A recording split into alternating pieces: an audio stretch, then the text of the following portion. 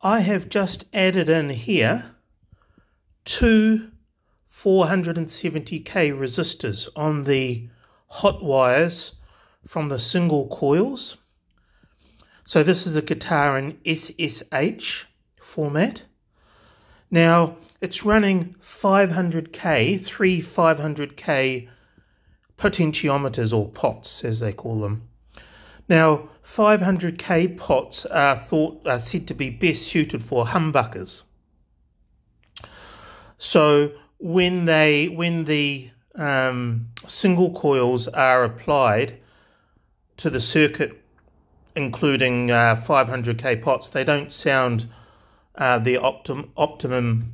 They don't sound optimum, the tone, and so people put a 500k or a resistor slightly on either side of 500k. Some go to 510, some go to 470. Apparently the lower resistance, like the 470s, have a better tone, or a warmer tone I should say. So I chose a 470. The single coils weren't sounding that good. I didn't think they sounded that good, so I decided I would put the resistors in. Very simple, much easier than I thought it would be.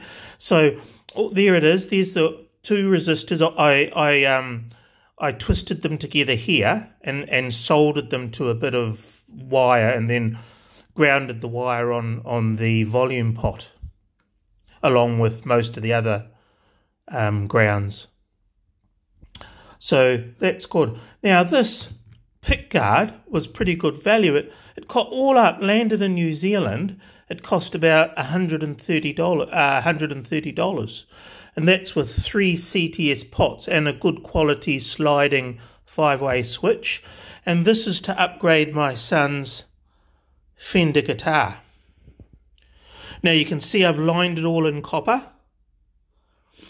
Now down here, this is the trench that I dug, I don't know for another word, cut out, and I used a rotary burr. So I dropped it about 4 mil, 3 or 4 mil, so that the back of the switch here, the rotary switch, wouldn't contact the copper. Now in the trench that I cut out with the rotary burr, I put a piece of plastic that I actually cut off an ice cream container. And that way it won't conduct. If any of the electrical conductors on the back of the switch go down there, or they will go down there, they'll touch the plastic. I glued the plastic in place. I used some no more nails, and then I taped over it with some packing tape just to make sure that it doesn't come loose. And I've had it wired in and it doesn't touch. Now same in the jack cavity, I've got insulation tape all in there to make sure that the input or output jack doesn't make contact because of all the copper.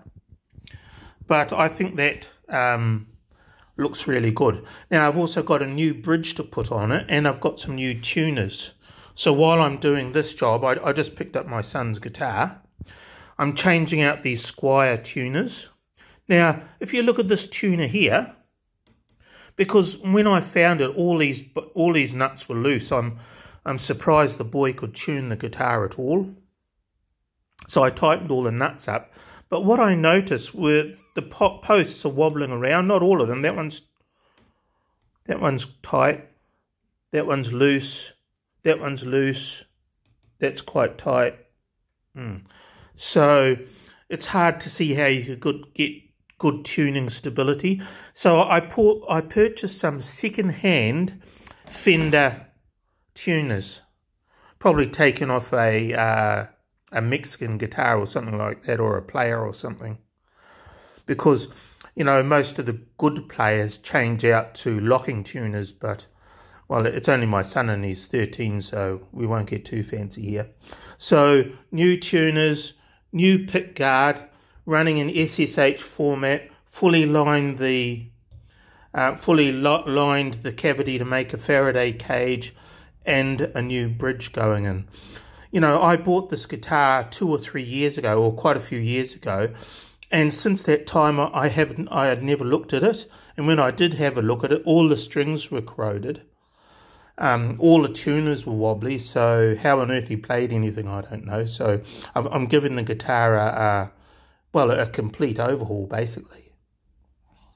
And the reason I'm doing that is because his hands fly over the fretboard. He's really good on the guitar. He likes the guitar. He seems to be committed to music.